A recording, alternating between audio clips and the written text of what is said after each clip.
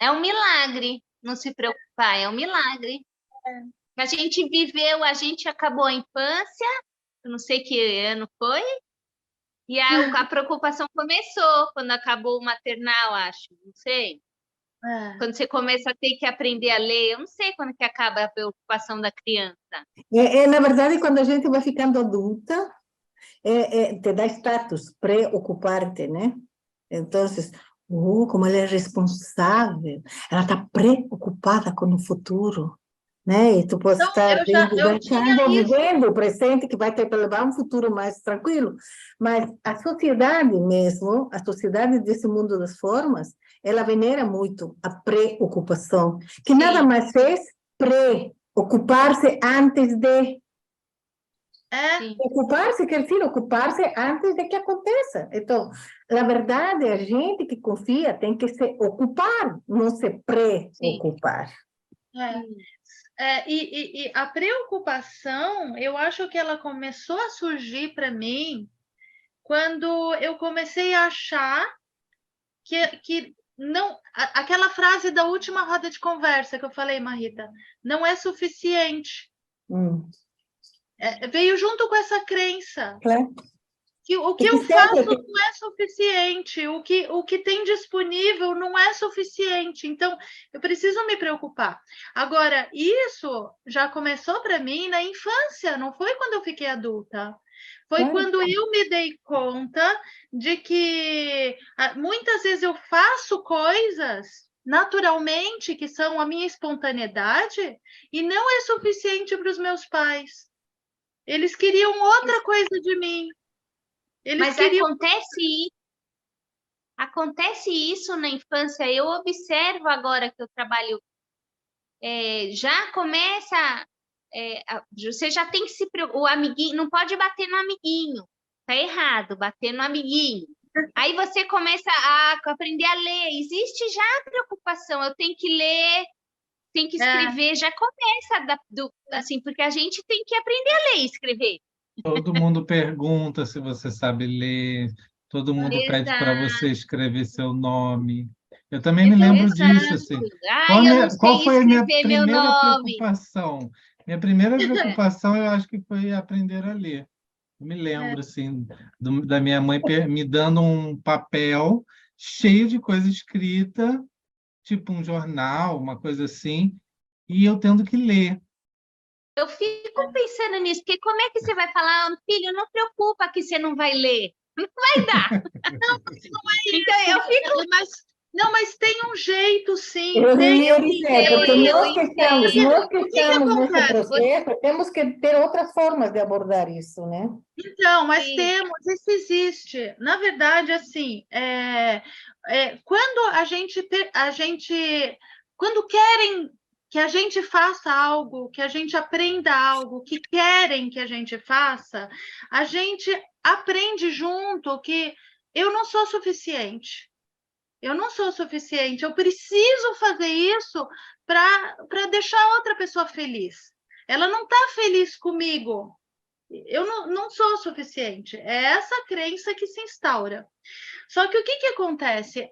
Só que tem um jeito de ensinar que é dentro do construtivismo, tá? É da filosofia do construtivismo, que considera o seguinte: a criança, ela é curiosa por natureza e ela quer, por natureza, aprender como é que funciona esse mundão. Entendeu? Então, o que acontece? Em vez de você colocar na criança a sua expectativa de que você quer dela outra coisa, não. Instiga ela, pergunta, provoca, convida ela para jogar com você um jogo disso, de tentar descobrir as letrinhas nas palavras, entende? Mas agora eu pergunto, por que você não se achou suficiente? Foi falado para você que era para você fazer mais, né? Mas todo mundo, de alguma forma, não se acha suficiente. A minha criação tem muita exigência envolvida. Meus pais têm um estilo muito exigente de querer eu sei. coisas. Eu sei, eu quero só montar, eu só estou montando aqui. Todos os pais sempre tiveram. Por exemplo, eu era a filha mais velha, meu pai, o sonho do meu pai era ter um filho homem, então eu aprendi para conquistar meu pai e conquistei ele, eu aprendi a ser extremamente versátil. Se meu pai precisava de um matemático, eu estava presente. Se meu pai precisava de um advogado, eu estava presente. Se meu pai precisava de uma bailarina, eu estava presente. Então, isso era extremamente desgastante, porque eu sempre tinha que estar tentando ser a melhor de tudo. E também nunca é suficiente. Então, se vocês olharem para suas infâncias, também vocês vão...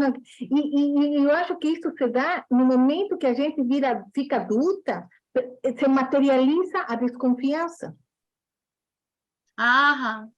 E é com todos. Não é? Se vocês olharem para vocês vão encontrar aquilo que a Eliana está falando, talvez em outras situações. Eu senti abandono quando eu era criança. Eu senti abandono. Minha mãe falava o tempo todo que eu era muito lenta, que eu não sabia fazer nada, esse tipo de coisa assim. Então, não era suficiente o que tu fazia. Exatamente, até hoje a gente... essa dificuldade. E é isso que é. E tudo está naquela separação que você fala. Quando eu perco a confiança naquele elo que eu tenho com meus pais, de amor profundo, eu começo a perceber que eles estão exigindo de mim outras coisas. E eu não posso ficar atrás.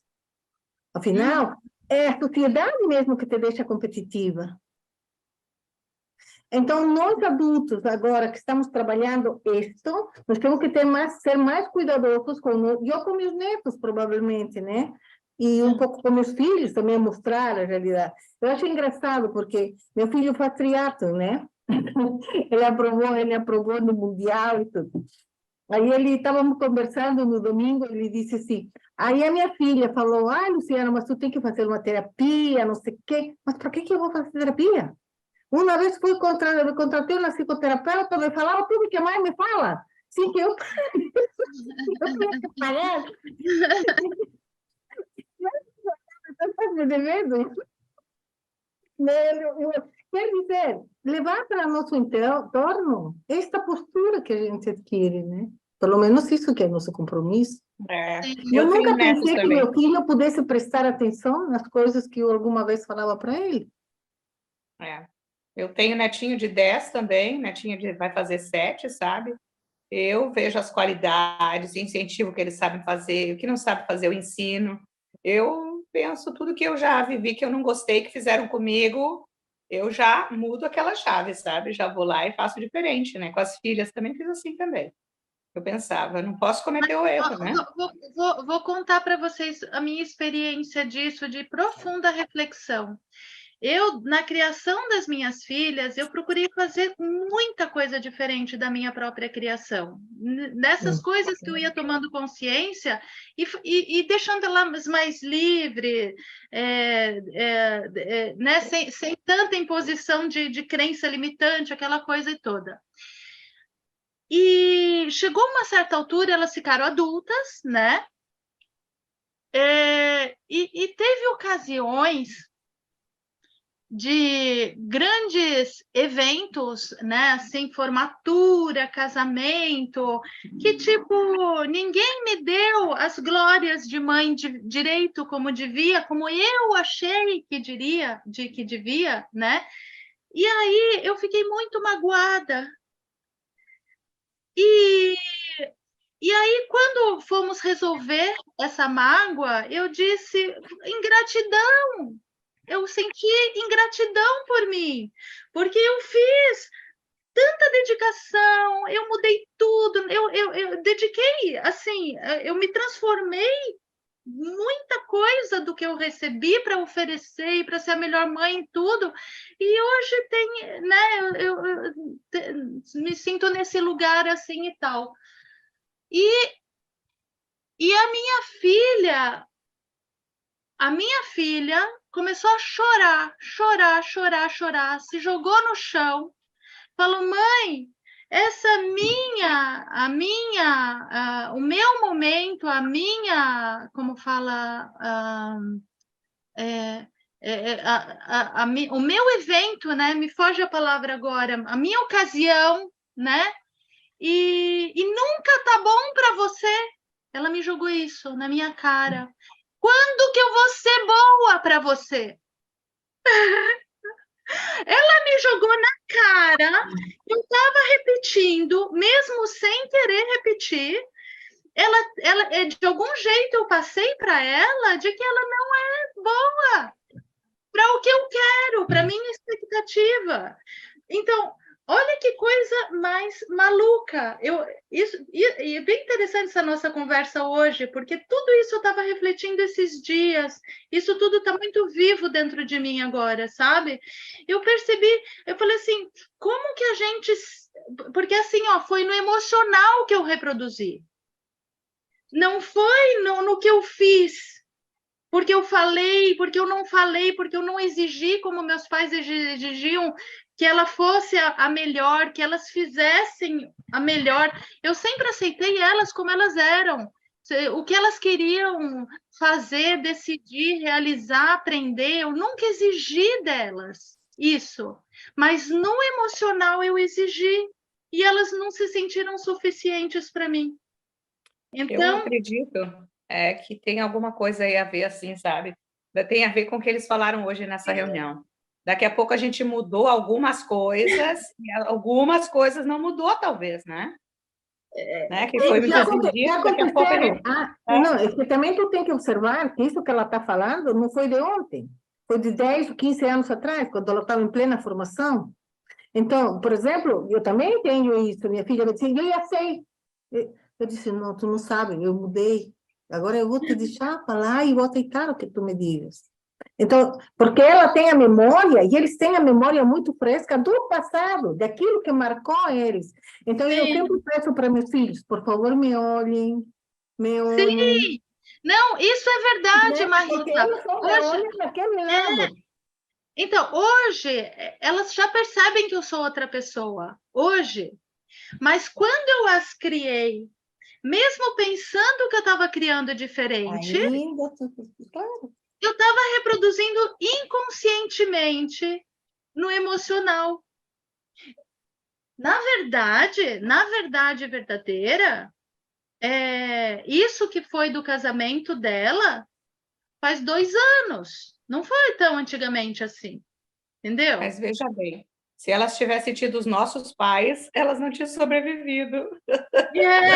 Sim! Elas tinham tirado a toalha. A gente se identifica com essa fala e eu presenciei muitas fases da Eli. Eu consigo enxergar tudo ela falando e eu entendo perfeitamente que é padrão comportamental, né? Epigenética, que o professor sempre fala. E isso é muito interessante. A gente pode falar isso da semana que vem, porque é um monte de página. Mas muito interessante. Agora, hoje, olhando para tudo isso, me parece não, eu tenho vivenciado milagres, né? Como o Jonathan disse, de não colar mais, sabe? De tipo assim, eu não tô nem aí. Você às vezes, acho que você às vezes me dizia, né, Mila, aperta o botão do foda-se, lembra disso? Sim, o Calvin falou hoje, meu novo lema vai ser foda-se. Aí o Haroldo fala para ele assim, um pouco pesado esse lema, né? Ele responde, foda-se. É tão bonitinho. Mas então, do tipo, hoje eu não estou muito nem aí, se me ligam, se não me ligam, se disseram, se não disseram, eu não estou precisando mais disso, entende? Muito bem, muito bem. Estamos ficando adulta, nós. Isso é uma tremenda... Poder entender isso é uma tremenda liberdade. E isso te gera paz.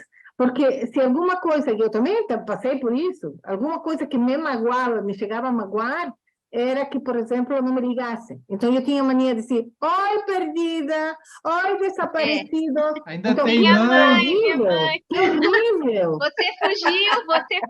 Ai, que horrível. Aí, quando eu comecei a perceber isso, Meu pai fala isso. totalmente. Ainda esqueceu que tem pai, Minha mãe- Jonathan? A minha mãe Esqueceu que falou tem isso pai? no dia que ela morreu. Ela mandou um WhatsApp, você fugiu de mim e não falei mais com a minha Ai, mãe. Deus. E minha mãe morreu nesse Olha, que dia. horrível, que horrível. E a gente Horrível. Mas tu Quando vai eu encontrar percebi ela, que daqui a era pouco tu horrível, encontra ela numa mas esquina aí. só que minha filha Não, é eu tô. extra. A minha filha, ela não engole nada. Ela disse assim, tu já percebeu a tua carência toda vez que me dizes desaparecida?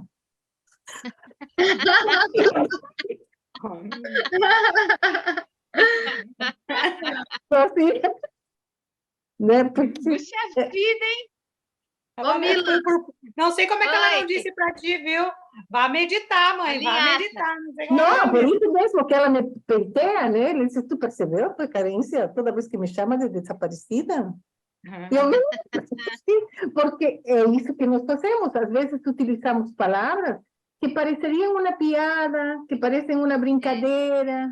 Você fugiu de mim, mas que estão revelando aquilo que nós estamos sentindo. Está bem velho ainda. É pesado, é pesado. Então, e que eu ia te falar, Mila, ela te deixou essa mensagem no dia da partida dela. A minha sensação é como se assim, esse é o legado que está na tua mão para você transformar. Eu tô ligada. E você tá ligada, né? Do tipo, liberar, sabe? Ela deixou isso aqui com você, Mila, você precisa liberar isso aqui na nossa família. Tipo, não quero pôr esse peso, não quero pôr esse peso, mas é para leveza. Para leveza. Eu sei, linhaça, eu entendi. Substitui por linhaça. E, na verdade, quem fugiu? Ela que fugiu. Ela que fugiu. Rapaz, essa aí foi boa. Linhaça, Mila, sei. linhaça. Ó, vocês viram quem que tá aqui, ó, passando essa roda de conversa com a gente, ó? Suas filhas. Tu e das diferentes fases da tua vida? Estou falando delas, elas estão aqui, ó, presentes. Ah, tuas filhinhas, queridas. Elas são bem parecidas contigo, Eliane? São. São? Eu achava que eram Sim. tuas fotos em diferentes fases da tua vida. A minha foto é essa aqui, ó. Legal. A minha Depois você criança. mostra as da entrada da casa, quando ela era piquitita.